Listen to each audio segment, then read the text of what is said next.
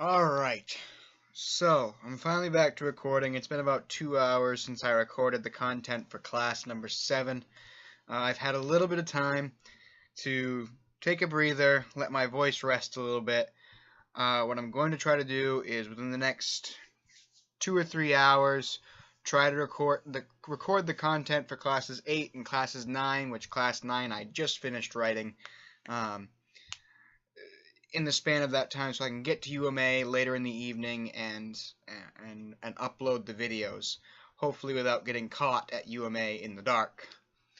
That being said, we are finally on to the big topic at the end of the class, which is classes and objects. There'll be 3 classes on classes and objects that will cover enough so that we know what to build on when we move into the robot stuff, which will come next, which I still have to finish designing and figuring out how I want to do that specifically.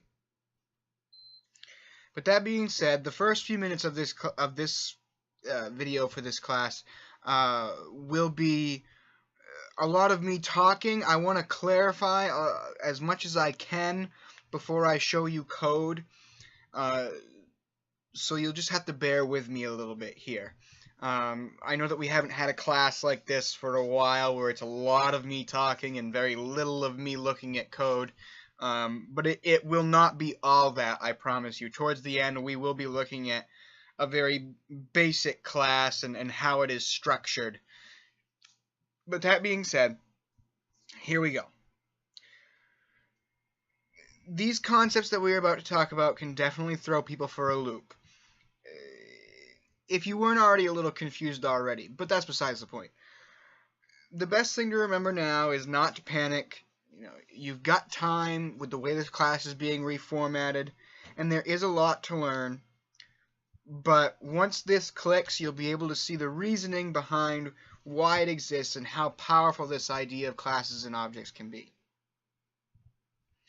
Let's talk about our 2 pieces. What is a class and what is an object? A class can be thought of as a template for something. It exists so that we can make multiple things of the same type. So we could have a class called house. Each house has a certain number of rooms, a certain square footage, maybe a certain number of people that it can hold at any given time. And we can create multiple houses from the same template because they all have the same sort of stuff. They all have rooms, they all can have people in them, so on and so forth.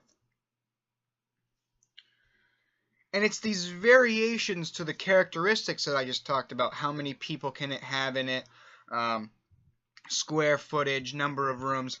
It is the variation of these characteristics, of these instances of a house that make up that thing. Now the things in this scenario, the houses, these are the objects. These are the filled in versions of our templates, our classes. Objects take in information that is required for the classes take I'm already screwing up. Classes take in the information that is required for the object to be useful, and then we use the methods in order to interact with and change our objects based on the characteristics that we defined when we created our class. I am reading off my notes because I wanted to write this down so I would get through it, but apparently I have some typos in here that I didn't find when I looked through it the first time. And as I've mentioned, sort of interspersed in that last paragraph, was each class and each class object pair must have 2 things: characteristics and behaviors. The characteristics are known as instance variables in Java. Now, those characteristics from the house example would have been things like the square footage, the number of people that the house can have in it at any given time, the number of rooms. Each object that we create based on that class has its own copy of those instance variables.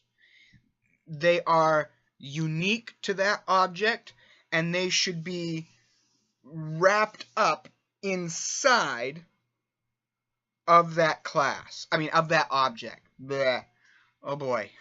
Bear with me, please. They should be wrapped up inside of that object. They shouldn't be accessible to the outside world except through the behaviors of the object itself. And we'll talk about those in a minute. But this concept is called encapsulation, where there are certain members, certain instance variables of an object that are sort of wrapped up and hidden inside of the object and can only be interacted with through the object's behaviors. Now, the behaviors are just as they sound. These are actions that an object can take after it has been created from a class that has been filled in with instance variables. For a house, most houses nowadays, at least where we live anyways, have lights. So you may have methods that turn lights on and off in rooms. You may have methods that turn the heating on or turn the AC on, what have you. These would be behaviors of the house. These are actions that you can think of the house taking in order to complete a particular task. The instance variables of the class, along with the values provided into methods from outside the object, are used together to perform these tasks. So your behaviors can have parameters.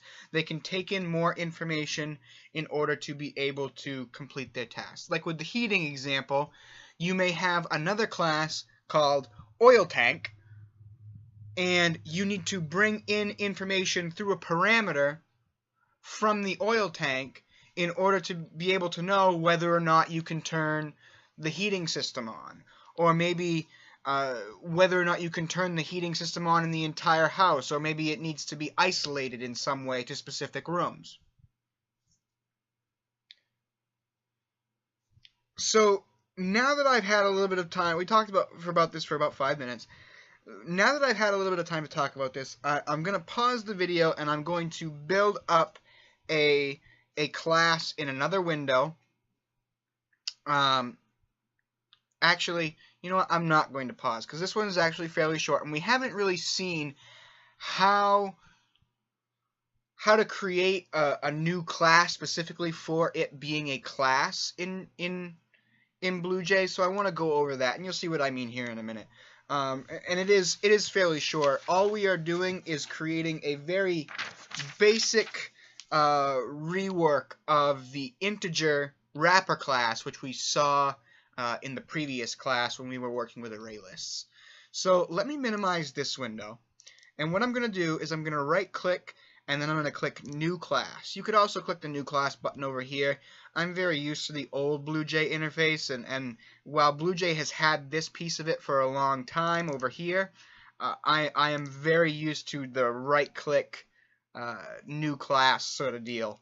It makes me a little bit more at home to me, I guess would be the best word for it. So I'm going to call my class my integer, and I'm going to do enter. You could click OK if you wanted, and I'm going to open it in the editor. Now I'm going to delete all of this junk because it's not really useful. And the first thing that I'm going to do is I'm going to define the instance variables that my class needs in order for it to be able to work. Now, because we're just making a wrapper class, we really only have one that we need in order for this to work, and that is an int to store our integer, a primitive type int that will store a value for us that will be wrapped up in our object representation. So what we'll do is we'll say private int some integer. Now, we talked about public and private a little bit when we talked about methods, and this is where the idea of encapsulation and visibility modifiers comes in. When working with my integer objects, you won't be able to reference this variable correctly. You won't be able to say my integer like it's written here and then put a period and then say some integer. That won't work. The same way, if you create a my integer object, let's say it's called some other integer. If you say some other integer dot some integer, that's not going to work either. You will need to create methods to access this, because this is set up in such a way that it is supposed to be hidden from the outside world unless you are directly interfacing with an object. And this is not so much from a security standpoint that this is done, but it's more done to keep things very separate, very modular, keeping things so that if something needs to be changed, as I said when we talked about methods, if something needs to be changed, as long as you're still following the same format of how you originally designed the class, of how you originally designed the methods and how they would work in the class, then it really doesn't matter, then it really shouldn't matter what goes on behind the scenes. You should be interacting with the objects themselves rather than interacting with the stuff that sort of turns them into being, makes them what they are. So that being said, the next thing that we're going to do is we're going to create something called a constructor. Now, a constructor is going to look very much like a method, but there are some subtle differences.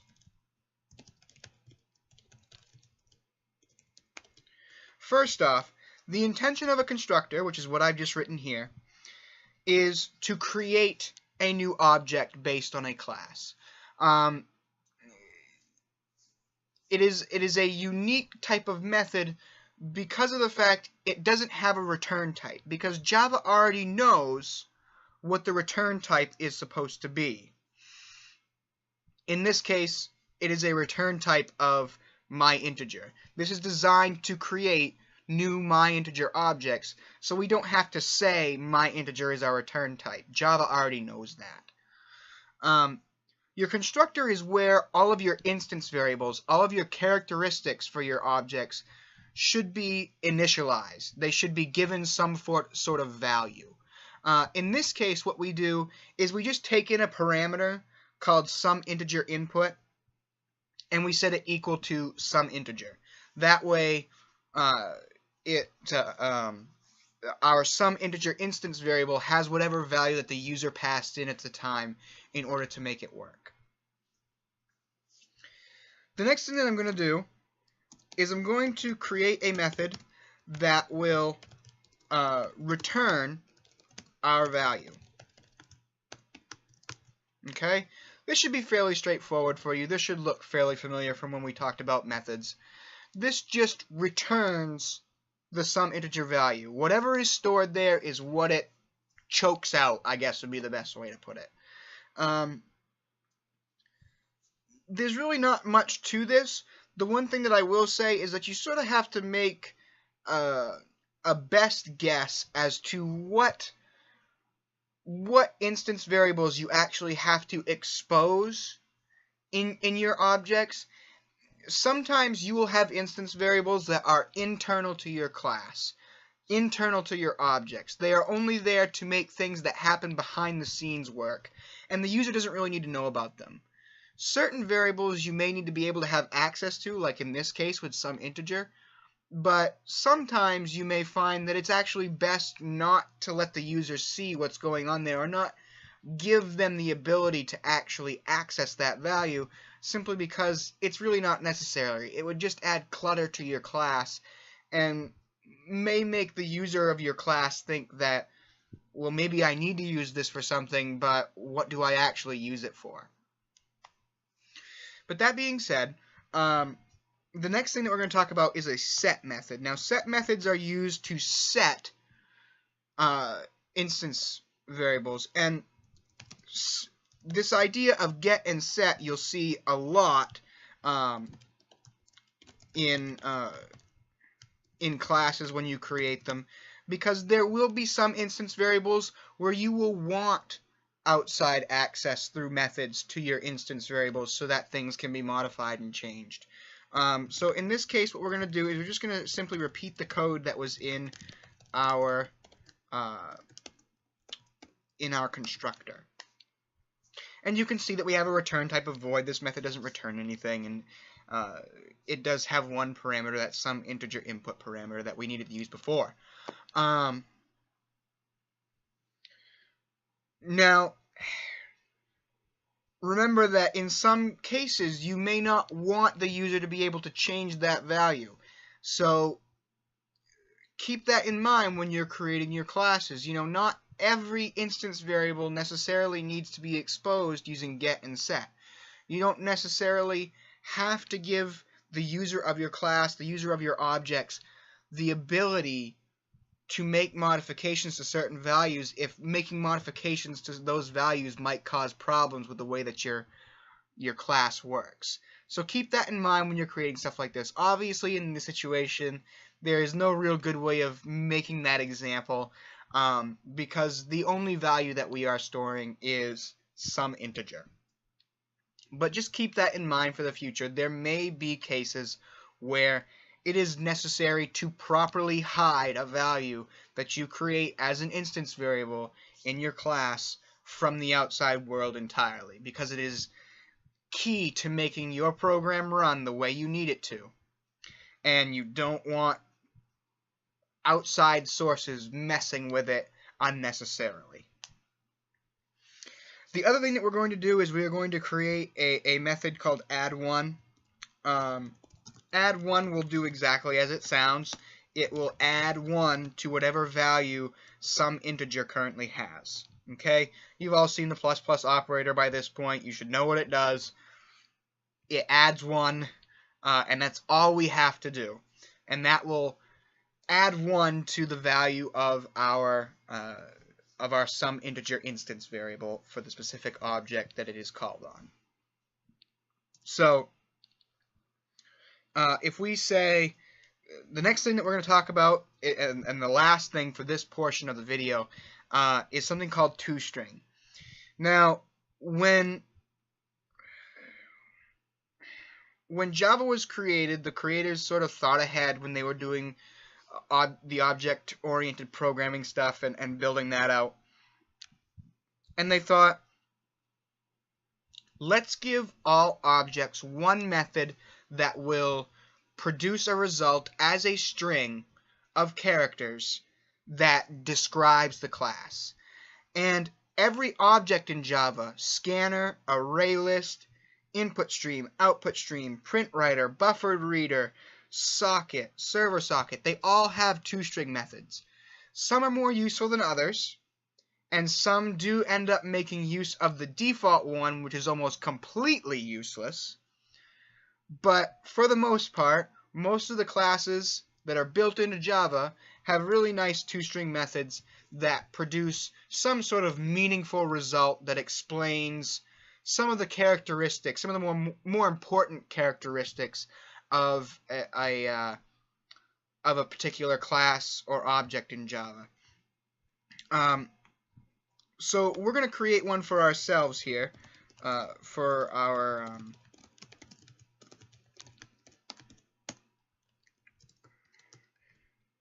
and of course you guys remember that I have an extremely hard time talking and typing at the same time. Okay. So that's really all there is to it. All we're going to do is return a formatted string that sort of pseudo-describes this object as a string. And you may be wondering what this might be used for, what we may see this used for as we move along in programming. toString is actually what println and print use in order to print objects to the console. It actually is smart enough to call the toString method of your object and say, okay, what does this produce? I'm going to put that on the console as opposed to trying to interpret the object as a whole. And this is why this is important. All of your classes should have a toString method that gives a general description of the more important aspects of your class. In this case, the most important aspect is obviously some integer. It is the value of our class and what our class is representative of. Now, I think I've covered pretty much everything that I want to talk about in this instance with the creation of classes. This is the general format. And of course, you can have more instance variables, you can have more methods, you can actually have multiple constructors, provided they have different input parameters. You can have multiple methods, provided that they have different input parameters that have the same name. But